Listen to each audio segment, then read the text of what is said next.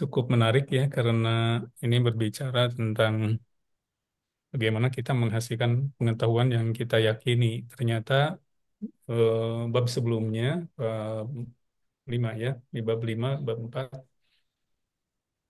bahwa kemarin kita sudah seolah-olah sudah seperti berakhir ya, bahwa pengetahuan itu didasari oleh sebuah justifikasi yang rasional, epistemik, ya, kemudian ada epistemik deontik internalis, kemudian non-deontik eksternalis.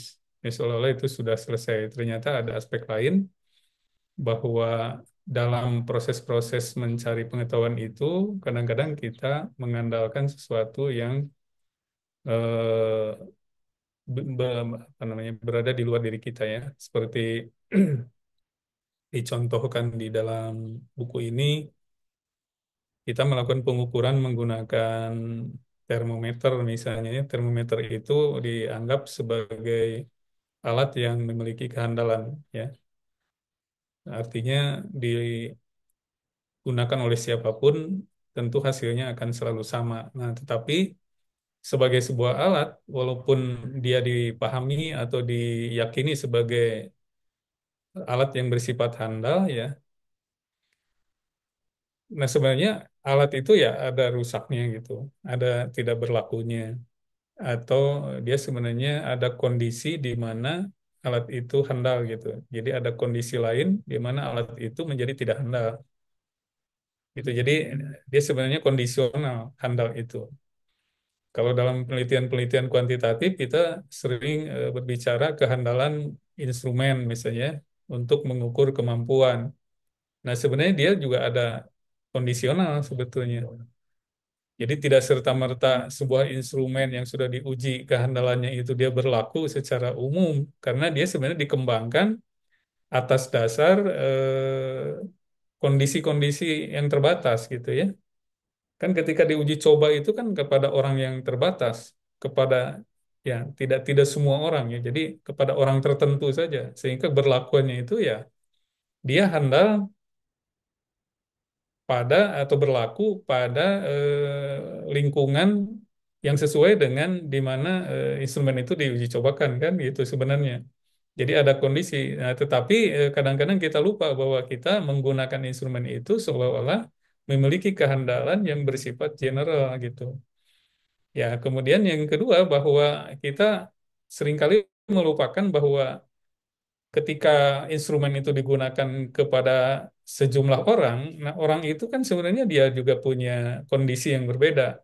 Bisa jadi misalnya ya katakanlah ada 100 anak, mungkin ada 50 anak memiliki kondisi yang mendekati keserupaan dengan ya anak-anak ketika instrumen itu diuji cobakan, tetapi ada 50 anak lain yang sebenarnya dia memiliki kondisi yang berbeda.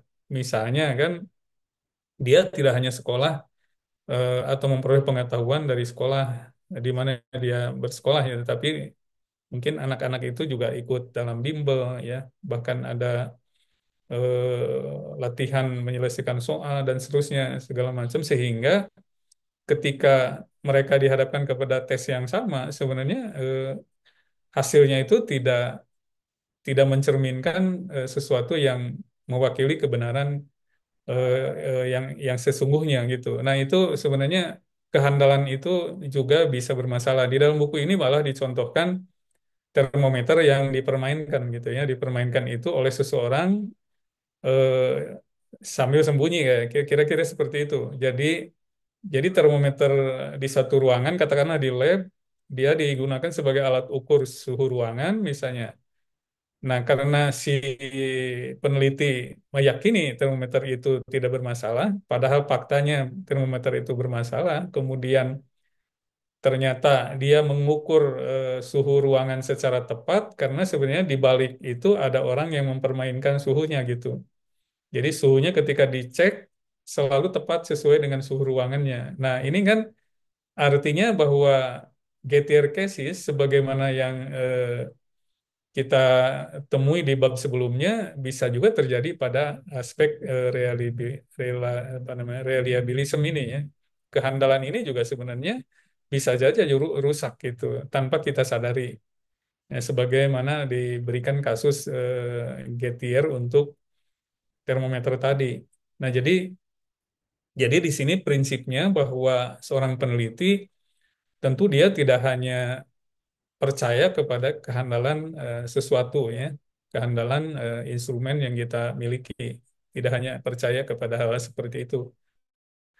Ya walaupun misalnya kehandalan itu menjadi hal yang penting dalam penelitian. Memang kita juga di dalam melakukan penelitian, proses-proses yang kita lakukan harus dijamin bahwa itu bersifat handal atau reliable gitu. Jadi harus dipastikan ya bahwa ada keajegan dari proses-proses yang kita lakukan. Jadi tidak tidak sembarang saja gitu. Jadi dia harus menjamin bahwa apa yang kita lakukan itu bersifat reliable atau handal. Itu juga menjadi hal yang harus kita yakini. Tetapi reliable apa namanya kehandalan saja itu tidak cukup. Nah, kemudian yang berikutnya bahwa seringkali kita juga di dalam kehidupan menemukan hal-hal yang berkaitan dengan kehandalan ini. Ya, contohnya misalnya kan ada mungkin yang ekstrim itu ya seperti dukun kayak gitu yang mengobati seseorang eh, sehingga banyak orang yang datang ke sana karena dengan cara-cara dukun itu orang datang ke sana selalu sembuh misalnya. Nah, itu akhirnya kan mengundang orang untuk selalu datang walaupun tidak paham mengapa gitu kok caranya cuma dipegang-pegang atau cuma ditiup gitu ya. Terus pulang udah sembuh misalnya sehingga orang berdatangan gitu. Nah, itu kan sebenarnya orang hanya melihat dari hasilnya, tidak melihat dari apa yang dibalik hasil itu gitu. Jadi jadi sebenarnya ada yang eksternalis itu orang meyakini sesuatu sebagai kebenaran ya cukup dengan melihat kehandalannya dari hasil gitu ya, dari sisi yang eksternalnya. Nah, itu sebenarnya tidak cukup gitu ya. Di dalam konteks penelitian tidak bisa seperti itu. Ya walaupun kita juga tidak apa istilahnya ya, tidak menafikan seringkali kita juga melakukan hal seperti itu ya di dalam kehidupan. Seperti saya kemarin pinggang saya itu sakit gitu. Sakit pinggang ya, sudah tua biasa sakit pinggang. Jadi karena saya ngangkat galon gitu kemudian berujung pinggang saya sakit. Nah, kalau dibawa ke dokter biasanya paling diberi obat dan susah juga gitu ya. Jadi biasanya kan itu masalah urat ya. Ada orang yang dianggap bisa gitu kan.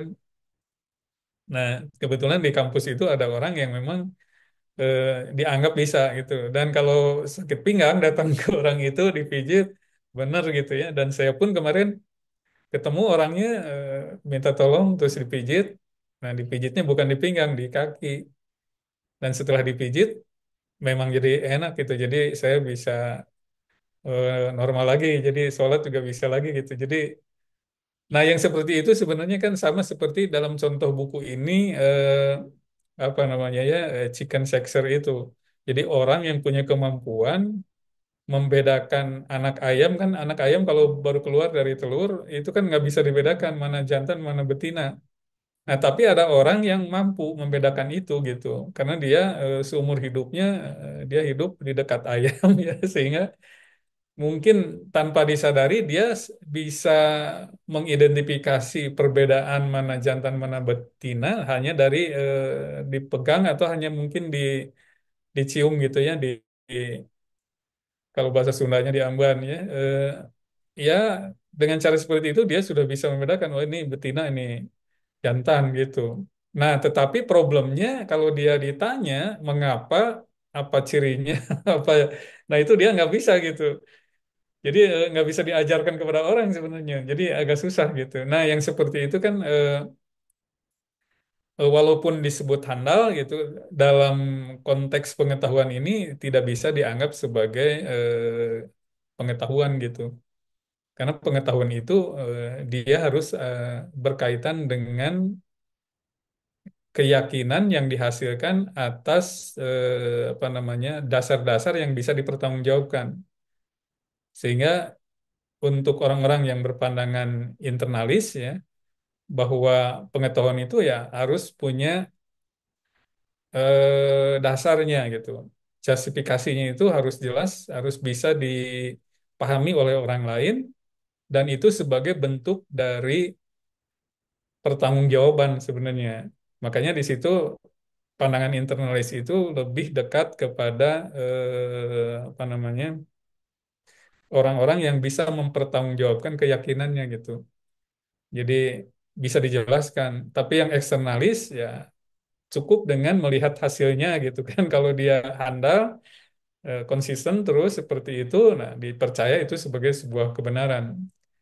Nah misalnya seperti itu, tadi ada dicontohkan dengan kalkulator juga bagus ya. Jadi kan nggak cukup gitu orang betul nggak bisa dikatakan dia berpengetahuan hanya karena bisa memberikan jawaban dari hasil kalkulator ya kira-kira seperti itu ya.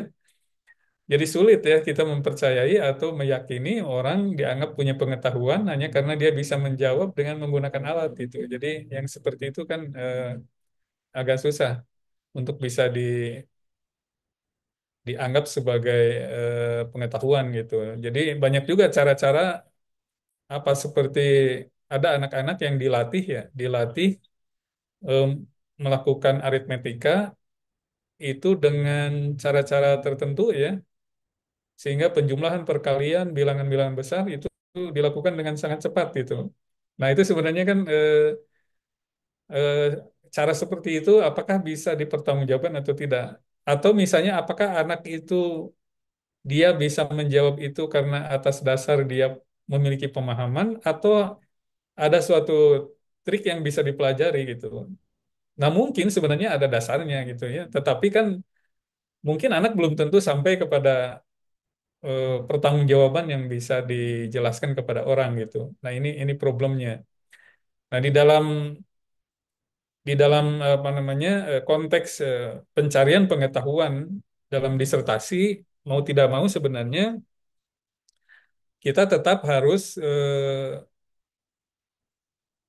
mendasarkan proses-proses pencarian pengetahuan itu dengan penuh pertanggungjawaban ya, penuh kehati-hatian, ketelitian sehingga kita meyakini sesuatu yang kita pandang sebagai kebenaran dari hasil penelitian kita itu dengan sepenuhnya bisa dipertanggungjawabkan kepada publik itu. Jadi sebenarnya disertasi itu tidak bisa hanya diandalkan kepada hal-hal yang bersandar kepada aspek-aspek instrumen ya, yang handal saja gitu, tanpa kita bisa memberikan pertanggungjawaban lebih dalam mengenai keseluruhan proses dan hasilnya gitu. Jadi sehingga di sini internalis dan eksternalis itu menurut saya dua-duanya diperlukan ya, dua-duanya diperlukan. Jadi kadang-kadang kan dalam penelitian kita juga eh, perlu mengandalkan aspek atau hal tertentu itu dari luar diri kita gitu.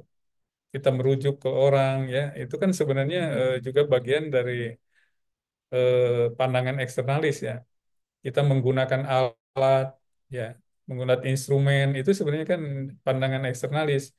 Tapi semua itu juga harus memiliki dasar menurut saya dari sisi internalisnya, yaitu kita bisa mempertanggungjawabkan apa yang kita yakini itu. Jadi tetap dua hal itu menurut saya menjadi bagian tidak terpisahkan dari proses di dalam sebuah riset ya, khususnya untuk disertasi gitu. Nah, hal-hal yang mendasar di sini karena di sini kan judulnya juga Pirsus ya, Pirsus itu berkaitan dengan kebajikan. Tadi Anda menerjemahkannya sebagai kebajikan, sebenarnya menggambarkan karakter manusia yang dipenuhi dengan kehati-hatian, ketelitian gitu, daya kritis yang tinggi, eh, selalu curiga terhadap hal-hal yang aneh, misalnya yang sesuatu yang berbeda, nah itu harus selalu curiga ya, jadi itu selalu dilihat gitu. Jadi sesuatu yang apa namanya berbeda dari yang pada umumnya itu harus selalu dilihat dan seterusnya. Jadi kira-kira seperti itu ya dalam penelitian itu. Jadi Pirsus kemudian ada fakultis. Nah, fakultis itu kemampuan kognitif seperti tadi orang bisa melakukan penyembuhan atau bisa membedakan anak ayam itu jantan dari betina ya bisa dibedakan itu sebenarnya kan fakultis gitu. Jadi kognitif fakultis. Jadi agak berbeda. Jadi kita tidak bisa hanya mengandalkan sebagaimana kognitif fakultis yang diperoleh melalui cara-cara pengalaman ya, mungkin pengalaman atau mungkin intuisi yang selalu handal misalnya ya, terbukti benar, tetapi itu kan tidak cukup gitu. Karena dalam penelitian semuanya harus bisa dipertanggungjawabkan, harus bisa dijelaskan, harus bisa dijustifikasi ya sehingga bukan hanya kita yang yakin, tetapi kita juga bisa membuat orang lain sama yakinnya gitu. Jadi tanpa ada penjelasan, tanpa ada justifikasi yang terbaik ya, tentu orang lain akan sulit diyakinkan gitu. Jadi disertasi itu menurut saya tidak ada bagian sedikit pun di dalamnya yang tidak didasari oleh kehati-hatian, ketelitian, daya kritis, ya, kecermatan dan seterusnya supaya kita bisa meyakini hasil yang diperoleh melalui disertasi ini bukan hanya kita yang yakin, tapi orang lain pun yang membaca itu semua juga bisa diyakinkan atas pengetahuan yang kita hasilkan sebagai suatu kebenaran. Nah, kira-kira seperti itu. Ya mudah-mudahan ini sudah berakhir gitu ya bab ini. Tapi kalau ternyata nanti di bab berikutnya masih ada yang lain ya itu bukan salah saya ya. Jadi kira-kira seperti itu ya. Kalau ada pertanyaan.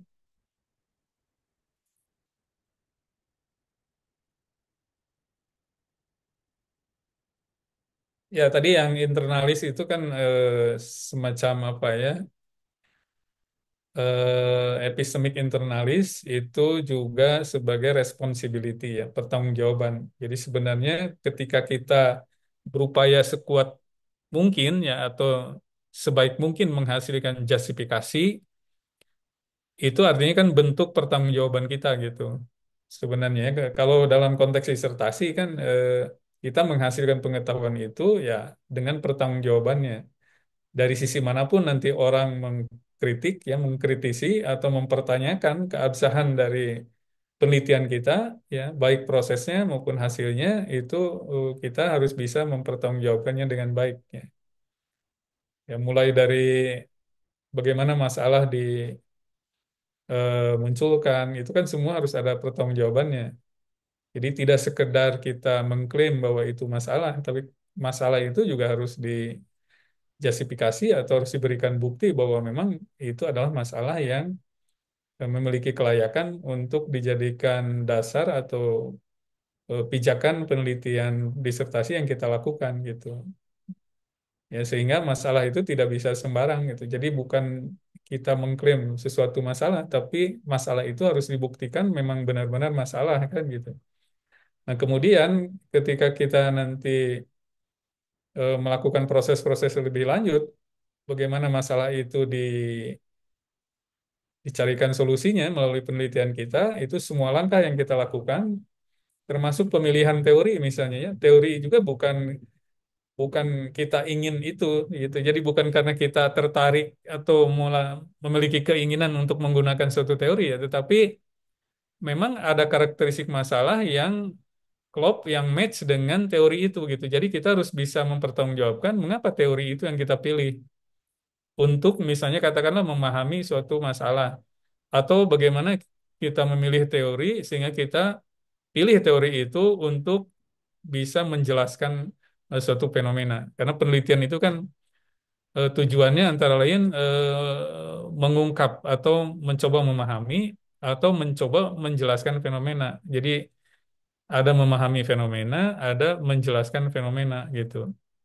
Kemudian kemungkinan ketiga, penelitian itu mencoba memberikan alternatif terhadap masalah yang kita temukan dari fenomena yang ada gitu. Jadi ada tiga ya. Jadi paradigmanya itu kalau kita pahami ada yang interpretif ya atau kita pahami sebagai kualitatif. Kemudian ada yang empiris itu mencoba menjelaskan fenomena ya. Nah, tapi dua hal itu juga tidak cukup ya. Menurut sebagian ilmuwan, kalau kita hanya bisa menjelaskan masalah atau memahami masalah tanpa memberikan solusi. Nah, makanya ada yang disebut dengan paradigma kritis. Jadi bagaimana kita memberikan tawaran untuk menghasilkan sesuatu agar apa yang ada dalam lingkungan kita di kehidupan kita itu bisa dicarikan alternatifnya gitu untuk diperbaiki. Nah, kira-kira ada tiga hal yang bisa kita lakukan dalam penelitian. Nah, kira-kira apa yang kita pelajari sejauh ini, pengetahuan itu sebetulnya mungkin kalau dikategorisasi berdasarkan paradigma riset, ada pengetahuan yang bersifat memahami gitu ya fenomena atau mendeskripsikan pemahaman kita mengenai karakteristik fenomena, ada juga yang mendeskripsikan bagaimana hubungan-hubungan entitas yang ada di dalam fenomena, itu yang kita sebut dengan kuantitatif, tapi ada juga nanti penelitian yang tidak hanya puas dengan berhasil menemukan masalah atau berhasil menemukan hubungan antar variabel, tapi juga mencoba mencari solusi gitu agar apa yang ada di dalam kehidupan bisa diperbaiki ya kelemahannya. Nah, kira-kira seperti itu. Jadi pengetahuan itu tidak hanya sekedar dihasilkan ya, tetapi juga bagaimana pengetahuan itu bisa memberikan upaya progresif terhadap kehidupan. Jadi kehidupan itu selalu berkembang ke arah yang jauh lebih baik. Kira-kira seperti itu penelitian kita. Ya, mudah-mudahan disertasi Anda nanti juga mengarah ke situ. Jadi tidak hanya sekedar Anda selesai kuliah, tapi memang ada hal yang Anda perbaiki dan Anda lulus dari UPI itu, ada hal yang bisa Anda kerjakan jauh lebih baik dari yang sebelumnya gitu. Jadi tidak hanya sekedar lulus gitu ya. Nanti lulus punya ijazah ya sebagai dokter dan Anda sudah punya beberapa publikasi, nah pulang menjadi karirnya lebih baik misalnya. Ya itu pun sebenarnya manfaat ya, itu pun manfaat. Tetapi manfaat dari sisi pengetahuannya juga harus ada gitu. Ya, sebagaimana di bab 2 kan kita sudah diingatkan oleh Richard itu bahwa kita berbicara pengetahuan itu juga harus dipikirkan instrumental value-nya gitu. Instrumental value-nya apa gunanya gitu. Ya kira-kira gitu. Makanya jangan hanya dasarnya keinginan riset itu, tapi harus berdasarkan fakta bahwa di lapangan itu memang ada masalah ya. Ada masalah yang memang memiliki urgensi yang tinggi untuk diperbaiki atau untuk dipahami dan diselesaikan. Kira-kira seperti itu. Ya, kalau tidak ada pertanyaan, masih ada pertanyaan? Ada Prof, ada Apa? Prof. Silakan. Prof, punten Prof, ini ada tiga paradigma tadi Prof ya. Pertama tentang paradigma empiris, terus interpretatif, dan paradigma kritis. Kritis. Prof, mohon saran Prof, kalau dari tiga paradigma itu apakah bisa sekaligus atau satu-satu gitu Prof? Itu yang pertama. Yang Iya, kedua ya. Prof, yang Hmm. kedua satu lagi Prof. Untuk selama ini kan beberapa pengalaman yang sudah saya lakukan, saya sudah jalani gitu ya Prof ya. Kadang-kadang beberapa mahasiswa sudah menentukan judul belum menggali dan mengkaji lebih dalam tentang masalah gitu ya. Nah, saya mau minta saran Prof, bagaimana cara penelusuran atau identifikasi masalah khususnya di bidang pendidikan matematik misalnya seperti itu Prof. Nah, itu aja dua Ya, Prof. Mungkin ya sebenarnya satu. ini tugas dosen lainnya, tapi nggak apa-apa. Ya Ya, Prof. jadi sebenarnya paradigma itu silakan saja mau satu atau dua. Tapi yang jelas kita tidak mungkin melakukan perbaikan terhadap suatu hal ya di dalam lingkungan kita tanpa kita memahami dulu itu persoalannya dengan baik. Nah, tentu untuk bisa memperbaiki sesuatu dengan cara yang terbaik, terlebih dahulu memang menurut saya mencoba memahami dulu sehingga mungkin paradigma interpretif itu merupakan satu pilihan bagaimana kita mendalami suatu fenomena, termasuk fenomena dalam pembelajaran matematika misalnya. Nah, kita pahami dulu secara dalam apa sih persoalan yang sebenarnya menyangkut pembelajaran matematika itu. Nah, kalau kita sudah punya pemahaman masalahnya ada di mana dan seterusnya, nah baru kita misalnya melangkah untuk mencoba menawarkan perbaikan. Nah, itu yang masuk ke paradigma kritikal. Nah, sekarang apakah disertasi misalnya hanya mendeskripsikan masalah atau apa namanya mendeskripsikan suatu fenomena sebagaimana adanya atau kita memperoleh pemahaman yang baik mengenai satu fenomena pembelajaran, apakah itu sudah merupakan disertasi? Nah, kalau dari perspektif pengetahuan, sebenarnya kita bisa mendeskripsikan suatu fenomena, ya, baik masalah maupun hal-hal yang bersifat positifnya, itu juga pengetahuan. Jadi itu sah sebagai sebuah disertasi. Jadi kalau Bapak fokus pada satu paradigma, itu juga tidak menghalangi orang untuk atau UPI untuk memberikan ijazah sebagai dokter. Jadi kalaupun hanya satu, nggak masalah. Tapi kalau misalnya dimungkinkan, dan mahasiswa S3 memang yang saya bimbing kebanyakan dia menggunakan paling tidak ya dua paradigma ya. Dua paradigma, misalnya dia memahami dulu persoalannya, kemudian menawarkan alternatif solusinya gitu lewat paradigma kritis ya biasanya gitu. Tapi ada juga orang-orang yang tertarik dengan menjelaskan hubungan-hubungan entitas atau variabel-variabel dalam yang ada dalam satu fenomena ya. Kalau diberi ini dampaknya apa, kalau dibegitukan bagi dampaknya apa kayak gitu. Itu yang dilakukan paradigma empiris biasanya gitu ya. Mencari hubungan-hubungan antar variabel. Nah, itu pun ya boleh-boleh saja gitu sepanjang Anda memahami betul proses penelitiannya. Karena kan penelitian itu juga harus tadi kan harus bisa dipertanggungjawabkan sebenarnya prosesnya ya. Selain dari sisi kehandalannya juga ada aspek tadi apa namanya epistemic virtue. Jadi kita tidak bisa sembarang sebenarnya.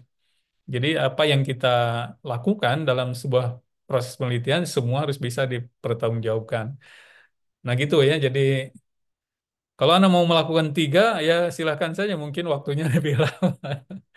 Tapi kan Anda sebenarnya kalau bisa 3 tahun selesai gitu. Jadi kalau dengan paradigma interpretif itu sudah cukup, ya saya kira udah tidak terlalu khawatir Anda harus berlama-lama di sini. Tapi kalau misalnya dengan waktu 3 tahun ini Anda bisa melakukan dua paradigma secara berurutan, ya misalnya interpretif kemudian langsung kritikal, itu juga banyak yang sudah dilakukan oleh mahasiswa sebelumnya.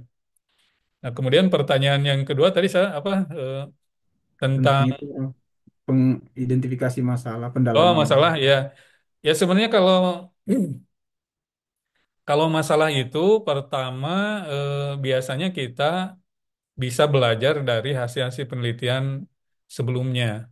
Bisa ya. Kemudian diperkuat oleh temuan-temuan di lapangan itu bisa juga diperkuat. Jadi misalnya dari hasil penelitian kita bisa menemukan atau memperoleh informasi bahwa ada masalah-masalah berkaitan dengan pembelajaran matematika. Ya, bahwa pecahan itu sulit dipahami oleh siswa, sulit diajarkan atau apa. Ada banyak informasi. Nah, berarti ada banyak masalah di situ.